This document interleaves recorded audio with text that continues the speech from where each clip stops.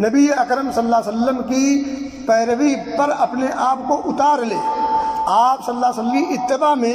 کسی اور کی شراکت نہیں ہونی چاہیے، کسی اور کا حصہ نہیں ہونا چاہیے، اللہ کی عبادت شرک سے پاک نہ ہو، نبی کی رسالت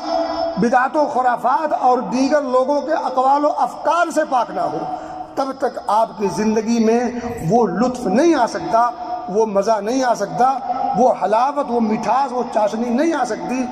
جس چاشنی کے آپ منتظر ہیں، جس چاشنی کو آپ چاہتے ہیں۔ ضروری ہے کہ آپ کی عبادت پاک ہو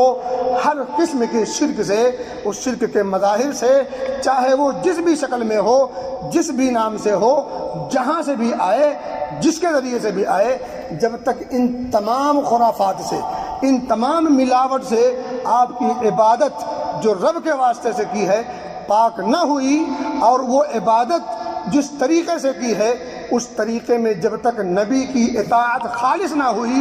اور ہر قسم کی ملاوٹ سے پاک نہ ہوئی، تب تک آپ کی عبادت میں رنگ نہیں آ سکتا۔